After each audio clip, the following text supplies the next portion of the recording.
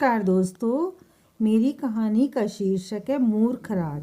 बादशाह अकबर बीरबल को बहुत पसंद करते थे। राजा बीरबल बड़े बुद्धिमान और अपनी विनोदपूर्ण बातों से बादशाह को बहुत प्रसन्न रखते थे। अकबर और बीरबल की विनोद की बहुत सी बातें प्रचलित हैं। उनमें से कुछ बातें बहुत ही काम की हैं। ये घटना भी उन्हीं में से एक है। एक बार बादशाह अपने राजमहल में गए।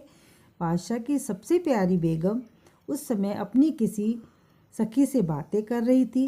बादशाह अचानक जाकर खड़े हो गए कि बेगम उठ खड़ी हुई और हंसती हुई बोली, आइए मूर्ख राज। बादशाह को बहुत बुरा लगा, लेकिन बेगम इससे पहले कभी बादशाह का अपमान नहीं किया था।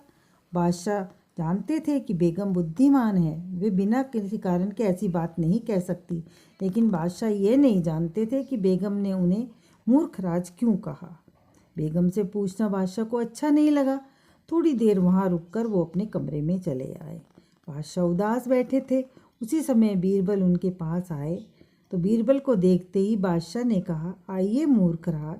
बीरबल हंसकर बोले, जी मूर्ख राज जी। बादशाह ने आँख चढ़ाकर कहा, बीरबल तुम मुझे मूर्ख राज क्यों कहते हो? बीरबल ने कहा, मनुष्य 5 प्रकार से मूर्ख कहलाता है। यदि 2 व्यक्ति अकेले में बात कर रहे हों और वहाँ कोई बिना बुलाए या बिना सूचना दिए जा खड़ा हो तो उसे मूर्ख कहा जाता है।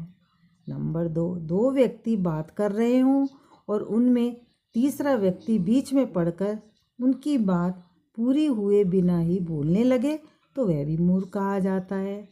नंबर 3, कोई अपने से कुछ कह रहा हो और उसकी पूरी बात सुने बिना बीच में बोलने वाला भी मूर्ख कहलाता है।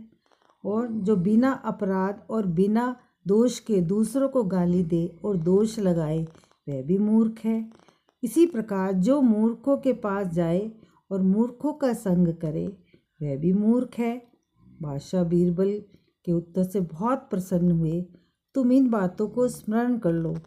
कभी ऐसी कोई भूल तुमसे नहीं होनी चाहिए कि लोग तुम्हें भी मूर्ख राज कह सके। यही इस कहानी का सार है। धन्यवाद। अगर आपको ये कहानी अच्छी लगी हो तो प्लीज़ आप इसको लाइक करें, शेयर करें, सब्सक्राइब करें, जिससे मेरी अगली कहानी आप तक पहुंच सके। और अपने कमेंट्स में अपने सुझाव मुझे दें। धन्यवाद।